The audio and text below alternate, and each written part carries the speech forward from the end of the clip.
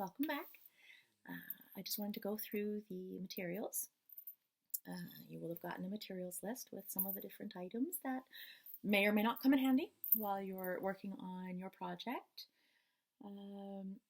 The ones that I normally have on hand, I'm just going to swing the rest of the studio behind me.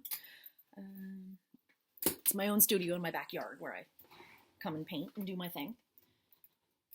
And for those of you who don't know, I have a couple of tiny fluffy helpers. One of them is laying right next to the the camera here, so you might hear him snoring. But I wanted to show you, in behind me here, we'll be using some acrylic paints and brushes, of course. I have spray paint here that in the summertime when it's nice out and I have workshops, we use outdoors. I've got different types of brushes you might want to have. Some of them are just really simple ones from like the hardware store. They don't cost much. You can buy packs of 5 of them for a couple bucks. Foam brushes. These ones come in handy quite often. There'll be some mark making and different things that we'll do with these ones. I've got some mini rollers and things that you can roll paint on to your canvas. It's good to have some of these guys. They're a bigger, and you can get bigger than this even. These ones are a boar bristle, but you can hear they're quite stiff. So what happens is when you get into spots on the canvas, like if we're doing a dry brushing technique or getting really into a certain spot and just smoothing out the color, you can really get in with these ones and give them some aggression should you need to do so. More so than you'd want to do with, for instance, your sable brushes if you have some, or even synthetics. The ones that for watercolor come quite in handy, actually. They work very well. They're quite a bit softer, and you wouldn't really want to rub with them because it'll mess up your bristles. Something fierce. So I have several of those. Like I said, I don't expect you to have this many because I do workshops and stuff, so I just have lots of extras on hand for people. One of the fun things that you can also have that you don't have to, but I've picked up a few. At the discount stores, you can usually get sets of nail brushes for doing nail art and painting. So when you get into the final stages of your painting and you're doing really detailed work, some of these super teensy brushes, which will cost a fortune at the art store, you can get, like I said, a set of 5, 10, sometimes 20 of them at the discount stores, dollar stores, things like that. And they're very good quality. Not a lot of money, which is nice. What else do I have kicking around? I've organized all of my paints. I've hung them up because I had them in bins. I can't deal with the bins. I had to dig through and I could never find the colors I was looking for. So that's why I've hung them up. And then the ones that I have that I tend to use more of, like they're all in smaller tubes. You'll see some of them this small and then some of them even smaller, depending on how much I usually use of a color. Things like white, and I don't often use black.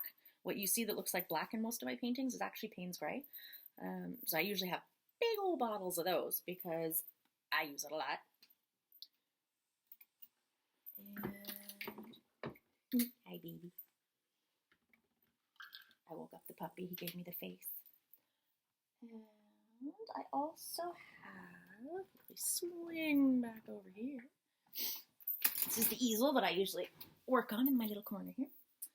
And a spray bottle, very handy for wetting down your canvas. I will often have a little bit of essential oil in it too. I like sandalwood, but anything that you like to use, anything that makes you just feel, to smell it makes you feel good. It could be rose scented, it could be lavender, jasmine, anything. Just put a couple drops in your spray bottle, and then when you paint, you'll have that smell every time you wet down your canvas or spray to cause drips to run. So it's quite nice. It's a little bit of ritual in the painting process. Nice big old jar for water for putting your brushes in. If you don't get a chance to wash them immediately, it's very good to have, simply because it keeps your brushes from turning into dry, nasty, horrible things. Paper towel, always a good thing. I tend to get quite messy. So I do a lot of spraying, and I love drips. You can see it probably in behind.